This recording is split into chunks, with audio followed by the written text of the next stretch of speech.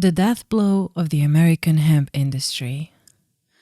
The funeral of the American hemp industry came in the wake of the Civil War. Poetic, isn't it?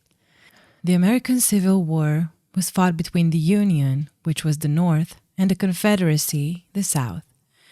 Abraham Lincoln led the country through the American Civil War, maintaining the Union, eliminating slavery, strengthening the federal government, and modernizing the American economy. The central cause of the war was the dispute over whether slavery would be permitted to expand into the Western territories, leading to more slave states, or be prevented from doing so, which was widely believed would place slavery on a course of ultimate extinction. Obviously, when slaves refused to work under certain conditions that they experienced before, the manpower in order to produce all those ropes and cordage out of hemp was pretty much non-existent.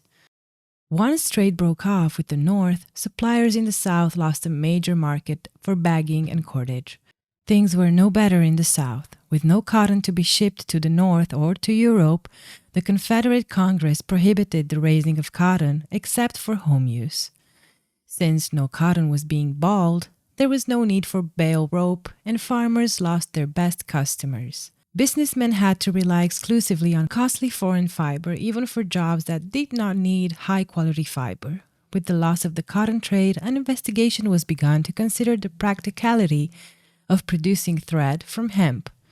Congress appropriated $20,000 to pay a Pennsylvania congressman to look into the matter.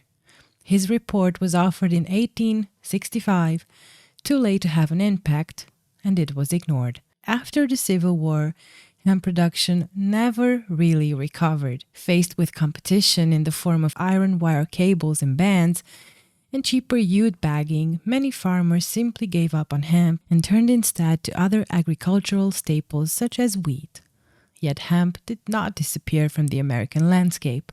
As late as 1890, $33 million worth of cordage was manufactured in the United States, and during World War I, the hemp industry experienced a temporary revival. But the vast hemp plantations in Kentucky, Missouri, and Mississippi were gone forever.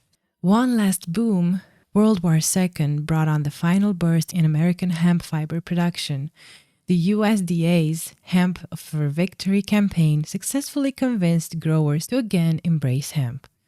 The federal government consulted and embarked on an ambitious project that involved construction of many new hemp processing plants. But before the project was fully realized, the war ended, along with demand for domestic hemp fiber. Many Midwestern towns and farmers were left high and dry with empty or partially constructed plants and canceled hemp contracts.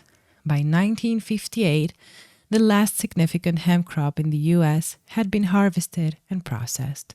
In later years, it would even become illegal to grow hemp as Americans learned that the once commonplace plant was a depraver of youth and a provoker of crime called marijuana.